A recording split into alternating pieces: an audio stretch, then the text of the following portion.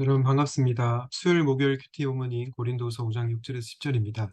보이지 않는 주님을 믿고 산다는 것이라는 제목으로 함께 말씀을 묵상하겠습니다. 보이지 않고 주님을 믿고 산다는 것은 도대체 무엇을 의미할까요? 먼저 첫 번째로는 예수님의 부재를 경험하는 삶입니다. 오늘 6절, 7절에 이렇게 말씀하죠. 그러므로 우리는 언제나 마음이 든든합니다. 우리가 육체의 몸을 입고 살고 있는 동안에는 주님에게서 떠나 살고 있음을 압니다. 우리는 믿음으로 살아가지 보는 것으로 살아가지 아니합니다. 고린도후서 주석을 쓴 조성민 교수님이 이 구절을 이렇게 해석을 했는데요.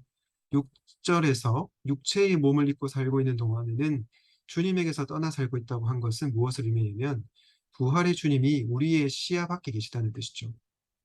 즉, 이 말은 무슨 말이냐면 예수를 믿는 그리스도인이 이 땅에 살아가면서 예수님의 부재를 경험하며 산다는 것을 의미한다고 얘기를 했습니다. 여러분, 이 말이 참 이해가 되지 않을 텐데요.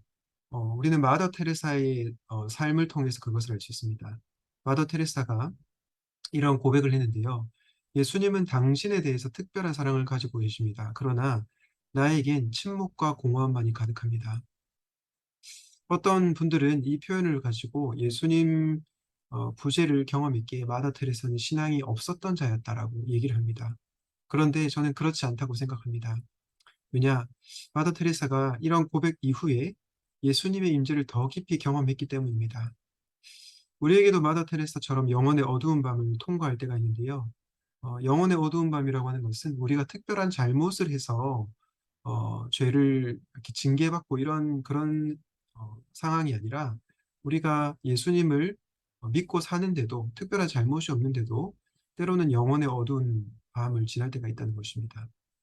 물론 우리가 죄를 지으면 하나님 앞에 회개를 해야 됩니다. 그런데 특별한 잘못이 없는 것 같은데 예수님의 임재가 느껴지지 않고 부재 경험을 할 때가 있다는 것입니다. 그것이 바로 영혼의 어두운 밤이라는 것입니다.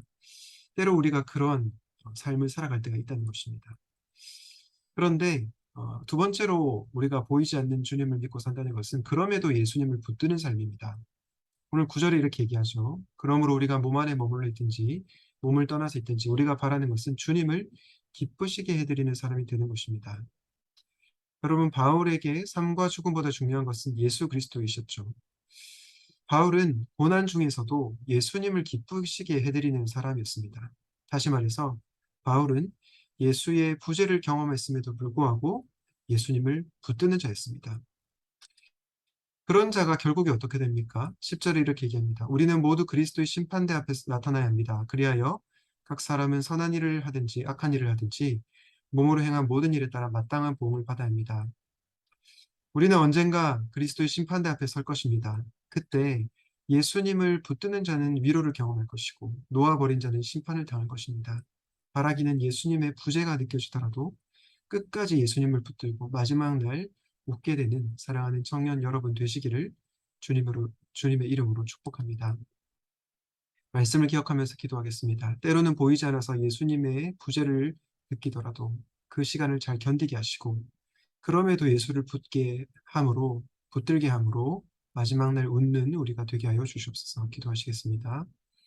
하나님 아버지, 때로는 우리의 삶이 너무 힘들어서 예수님의 부재를 느낄 때가 있고 또 예수님께서 우리와 함께 하시는 것이 맞는가라는 의구심이 생길 때가 있습니다. 그럼에도 불구하고 우리가 예수님을 붙들게 하시고 마지막 날 웃게 되는 저희들이 되게 하여 주시옵소서. 예수님의 이름으로 기도하였습니다. 아멘.